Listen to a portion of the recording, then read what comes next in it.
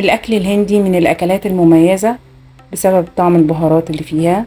اللي بيحب الأكل الهندي بيفضله يتابع معانا الفيديو. هنشوف المكونات. صدور دجاج هنقطعها مكعبات، دول حوالي كيلو الا ربع صدور دجاج. في بولة هنحط صدور الدجاج وهنبدأ نتبلها. معانا بهارات فراخ، معلقة، هنحط معلقة من كل حاجة. بودرة بصل، طبعا الكاري ده من أساسيات الأكل الهندي، كل ما كتر كل ما بان طعم الأكل الهندي. فلفل أسود، بابريكا، فلفل أحمر، معلقتين خل أو عصير ليمون، ملح، والمكون الأساسي طبعا معلقة كبيرة من مسالة، بهارات المسالة الهندية. وهنسيب التتبيلة في الفراخ لمدة حوالي نص ساعة على بال ما نبدأ نحضر خبز النان. هنعمله النهاردة جنب الوصفة. حطينا معلقتين خميرة ومعلقتين سكر مع كوباية مية دافية أو كوباية الا ربع. هنقلب الخميرة ونسيبها شوية. أول ما تتفاعل نبتدي نضيف الدقيق، 3 كوبايات دقيق، معلقتين زبدة كبار، كوباية زبادي.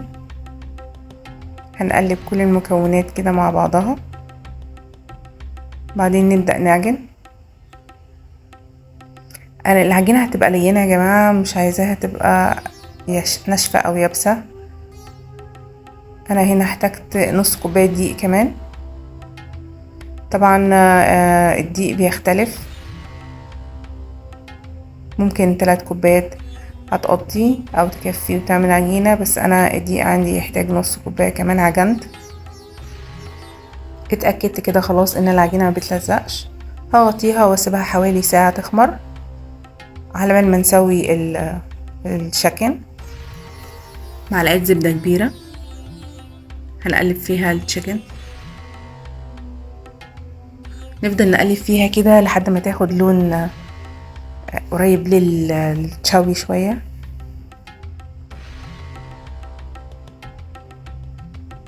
نحس ان هي شربت كل البهارات.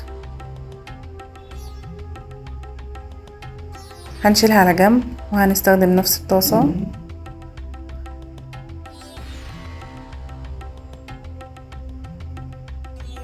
هنبدأ نعمل صوص.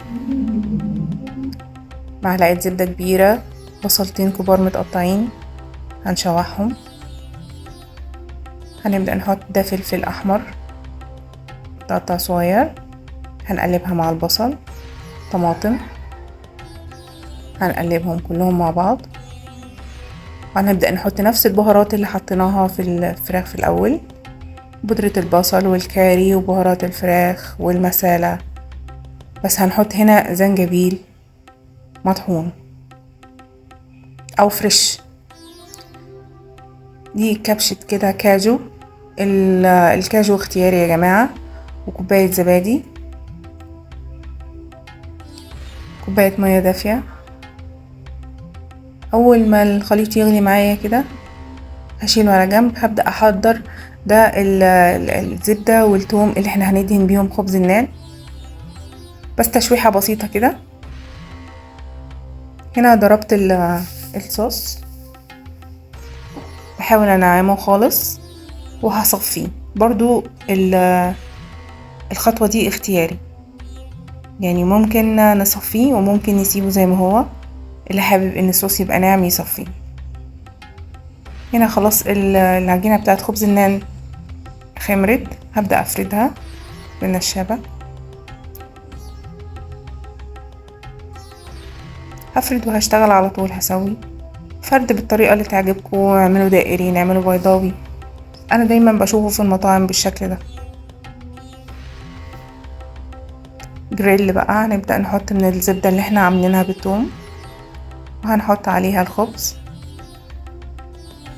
وممكن نضيف له بقدونس. انا في بعض الخبز ده ضفت له بقدونس، بيدي طعم وشكل حلو قوي. اول ما الخبز يبدأ يطلع معانا فقاقيع كده هنعرف ان هو ابتدى يستوي. نبدأ نقلبه وندهنه. هندهن من الوشين. هنبدأ بقى نحط الصوص اللي احنا صفيناه على النار، نحط عليه الفراخ، كله يشرب تتبيلة من بعضه كده، الصوص فيه تتبيلة والفراخ فيها تتبيلة. طبعا انا هكتب المقادير والمكونات بالتفصيل في صندوق الوصف. هنبدأ بعد كده ما يغلي الخليط كله مع بعضه هنضيف حوالي نص كوباية كريمة. اول ما تتجانس الكريمة مع الخليط كده ويدخلوا مع بعض ياخدوا طعم التوابل، هنبدأ نقدمه في بولة مع خبز النين اللي احنا عاملينه. طبعا زبدة الثوم اللي احنا عاملينها مودية الطعم في حتة تانية خالص، مخليها طعمه مختلف. جربوا الوصفة وياريت تقولوا لي رأيكم في الكومنت.